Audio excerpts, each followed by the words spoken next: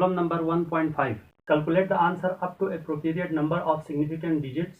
दर्जेल question से उनको आपने सिंप्लीफाई करने के बाद उनको appropriate number of significant digit तक आपने राउंड ऑफ करना है according to the rules of significant figures and rounding off.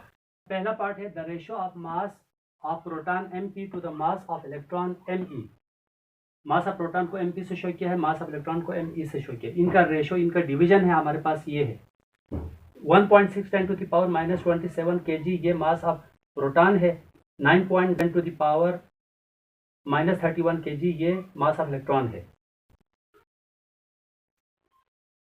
इनको सिंप्लीफाई करके आपने appropriate number of significant digit तक इसको राउंड ऑफ करना है। The ratio of charge on electron, charge on electron को क्यों से शो किया है to the mass of electron me, mass of electron को me। तो चार्ज ऑन इलेक्ट्रॉन और मास ऑफ इलेक्ट्रॉन का जो रेशियो है वो हमारे पास ये गिवन है। बुक के अंदर चार्ज ऑन इलेक्ट्रॉन की वैल्यू लिखी हुई है 1.6 10 to the power +19 कूलम, जो कि गलत है। करेक्ट वैल्यू है हमारे पास 1.6 10 to the power -19 कूलम है। माइनस लगाना, अगर आप प्लस के साथ लिखेंगे सॉल्यूशन गलत होगा और आपको मार्क्स नहीं मिलेंगे। लिहाजा बुक के ऊपर +19 है, इसको आपने ठीक करना है, -19 लिखना। मास ऑफ इलेक्ट्रॉन पार्ट 1 में भी लिखा है, यहाँ पे भी मैंने लिखा है। तो इनका रेशो को सबसे पहले इनके रेशो को सॉल्व करके फिर इसको राउंड ऑफ करना है टू एप्रोप्रिएट सिग्निफिकेंट डिजिट तक। तो पार्ट ए को मैंने सॉल्व करने के लिए मैंने लिखा है यहाँ पर, हमेशा मैंने कहा है पावर वाले टर्म्स को अलग सॉल्व करें, बगैर पावर वाले टर्म्स को अलग सॉल्व करें, इससे गलती की गुंजाइश कम होगी। सो मैंने बगैर पावर को अलग कर दिया और पावर को मैं अभी अलग सॉल्व करूंगा, ये -27 है। सो 10 की पावर -27, ये जो 10 की पावर -31 ऊपर जाकर प्लस हो जाएगा, +31। केजी और केजी कैंसिल आउट होंगे। 1.67 बगैर पावर को डिवाइड कीजिएगा, 1.67 डिवाइड बाय 9.1096। इन दोनों को डिवाइड करने से वैल्यू आ रही है हमारे पास mp divide by me is equal to 0.1833। आगे वैल्यूज बहुत है, मैं यहाँ तक लिख देता हूँ, ड्रॉप कर देता हूँ, बाकी वैल्यू छोटी है।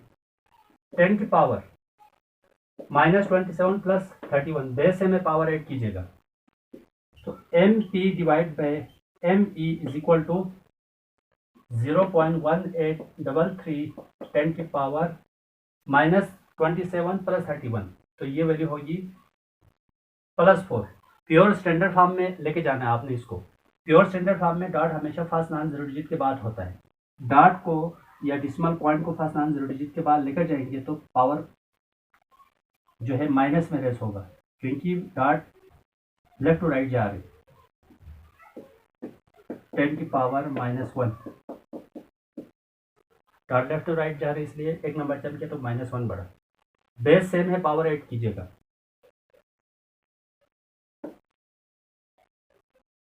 mp divide by me is equal to 1.833 10 की पावर -1 + 4, तो बेस सेम है, पावर ऐड करेंगे तो +3 हो जाएगा। अब इसको राउंड ऑफ कीजिएगा।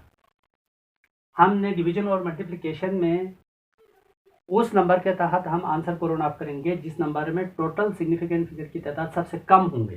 टोटल ओवरऑल नंबर को देखेंगे तो इसका अंदर देख लीजिए, नोमिनेटर में एक्सपोनेंट तो सिग्निफिकेंट फिगर में शामिल ही नहीं है, तो आप एक्सपोनेंट को देखना ही नहीं। बाकी बगैर पावर वालों को देखें, ऊपर यहाँ पर 3 है सिग्निफिकेंट फिगर की तादाद, जबकि यहाँ पर 1 2 3 4 5 है। तो आंसर के अंदर हमने least number of significant figure के तहत हमने राउंड ऑफ करना है, तो इसमें टोटल नंबर 3 रखना है। तो मैं यहाँ राउंड ऑफ कर देता हूँ, mp divide by me is equal to 1.83। 10 की पावर +3, इसको रेशो की शेप में भी लिख सकते हैं, mp ratio me is equal to 1.83 10 की power 3। This is your required answer. पहला पार्ट हमने कर लिया है, अब हम पार्ट बी करने जा रहे हैं। पार्ट बी है हमारे पास QE divide by ME is equal to 1.6 10 to the power minus 19 coulomb divided by 9.1096 10 to the power minus 31 kg। यहाँ पर पावर को अलग सॉल्व, बगैर पावर को अलग सॉल्व करें। QE divide by ME is equal to 1.6 divided by 9.1096 10 to the power minus 19 10 की power 31 coulomb पर kg। 1.6 डिवाइड बाय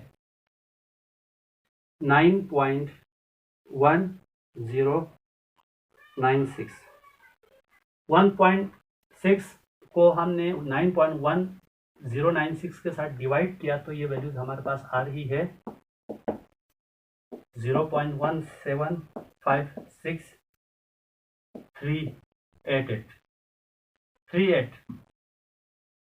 आगे वैल्यूज ज़्यादा है, मैं आगे वैल्यूज को मैं ड्रॉप कर सकता हूँ। बेस है में पावर ऐड कीजिएगा, माइनस 19 प्लस 31 कूलम पर kg। QE divide by ME is equal to 0.175638। 31 में से 19 को माइनस कीजिए तो ये होगा साइन बढ़ेगी प्लस 12 kg पर कूलम। इसको भी प्योर स्टैंडर्ड फॉर्म में लेके जाएं। प्योर स्टैंडर्ड फॉर्म में ले जाने के लिए डॉट को फर्स्ट नाम जरूरी डिजिट के बाद लेके जाएं। फर्स्ट नाम जरूरी डिजिट के बाद डेसिमल पॉइंट को हम लेकर गए तो ये हमेशा लेफ्ट टू राइट जंप करेगा तो पावर नेगेटिव में बढ़ेगा। एक नंबर जंप किया तो -1 बढ़ा 10 की पावर प्लस 12 बेस से में पावर 8 कीजिए 17638 -1 प्लस 12 11 कूलम पर kg। अब यहाँ पर भी वही रूल लगेगा, डिवीजन का रूल। सबसे कम सिग्निफिकेंट फिगर के तहत हमने इसको रन ऑफ करना है। तो 1.6 में सबसे कम सिग्निफिकेंट फिगर की तादाद, यहाँ पर तो 1 2 3 4 5 है, यहाँ पे 2 है, तो लीस्ट के तहत हमने करना है। तो QE divide by ME is equal to 56 है। देखो ये 56 50 से ग्रेटर है तो 56 से ऑनवर्ड पूरा ड्रॉप करके 7 में एक नंबर ऐड करें, लेफ्ट साइड में एक नंबर ऐड करें तो 1.8 10 to the power plus 11 coulomb पर kg। This is your required answer. Problem number 1.6, find the dimensions of part A Planck's constant h from the formula capital E is equal to small h small f, where capital E is the energy and small f is the frequency.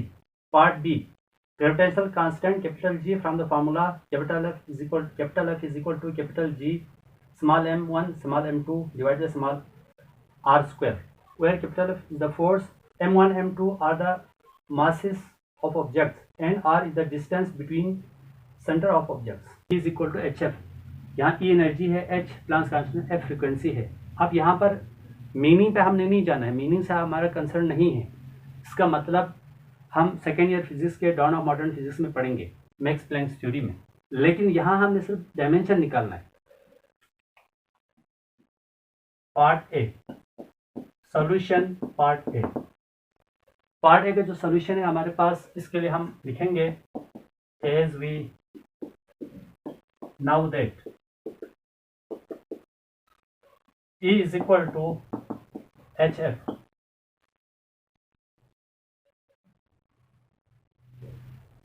dimensions of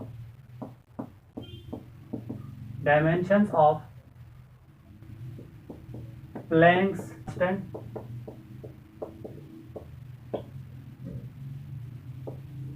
constant h की dimension हमने find करनी है। So from equation 1 hf is equal to E, denominator में 1 consider करें cross multiply करने के लिए, frequency को एनर्जी के डिनोमिनेटर में लेकर गए तो h is equal to E upon f। Dimension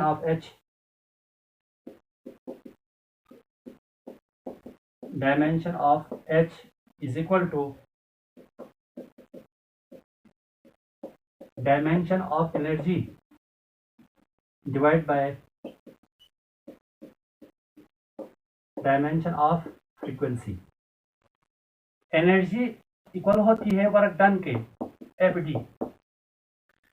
energy का अपना फार्मूला, काइनेटिक एनर्जी का भी फार्मूला लगा सकते हैं, पोटेंशियल का भी लगा सकते हैं। एनर्जी वर्क डन के इक्वल होती है तो यहाँ पर एनर्जी को वर्क डन के इक्वल कंसिडर करके वर्क का भी फार्मूला लगा सकते हैं। फार्मूला कोई भी लगा दें लेकिन डायमेंशन की वैल्यू सेम आएगी। सो यहाँ पर फोर्स हमारे पास है ma और डिस्प्लेसमेंट, तो यहाँ पर फोर्स की जगह ये हम यूज़ करेंगे एज ए रफ, लेकिन ये आपने पेपर में शो करना है, ये दिखाना है साइड पर। बॉक्स में भी डालने की जरूरत नहीं है, थोड़ा सा साइड पे ये बना लें। एक्सेलरेशन होता है velocity upon time, displacement as it is रखें। अब वेलोसिटी हमारे पास है d upon t, d divide by t. ये m d divide by t जाके टी स्क्वायर हो गया, टी नीचे जाके टी स्क्वायर। अब यहाँ पे डी स्क्वायर होगा, m d square T square. तो यहाँ पर डायमेंशन मास का कैपिटल M, d का होगा L स्क्वायर, टाइम ऊपर जाके t-2। तो इसका मतलब एनर्जी का जो डायमेंशन है वो हमारे पास आया है mL square t-2। Similarly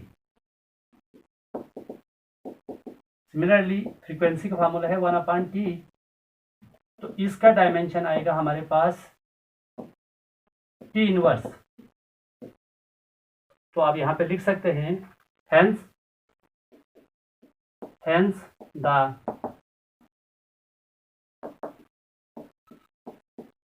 dimension of h, dimension of energy आ गई है हमारे पास mL स्क्वायर t-स्क्वायर divide by t inverse,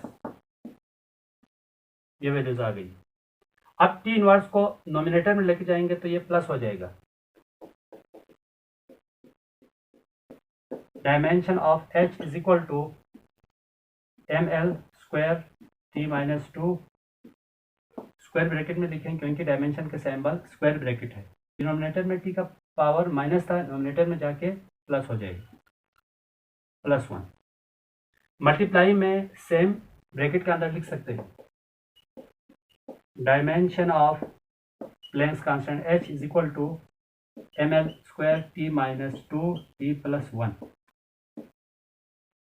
further simplifying dimension of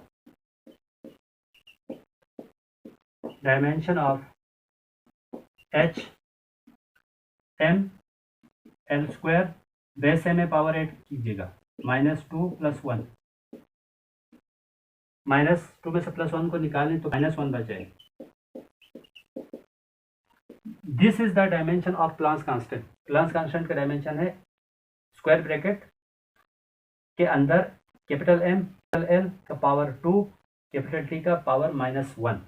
यहाँ पे कुछ भी ना हो तो आप पावर 1 कंसिडर कर सकते हैं। अगर आप 1 ना भी लिखें कोई फर्क नहीं पड़ता, और इसको आपने याद रखना है, ये डायरेक्ट MCQs में भी आते हैं और ये सेक्शन बी में सॉल्व करने के लिए आते हैं। तो ये पूरा प्रोसेस आपने करना है और आपने बोर्ड में नंबर लेना है तो आपने स्टेप नहीं छोड़ना है। 9, 10 फर्स्ट या सेकेंड ईयर में आप स्टेप नहीं छोड़ सकते, FSC के बाद आप स्टेप छोड़ सकते हैं। ये तमाम चीज़ें देखी, रफ भी आपके सॉल्यूशन का हिस्सा होता है, वो आपने यहाँ पे लिखना है, अदरवाइज आपका नंबर कटेगा।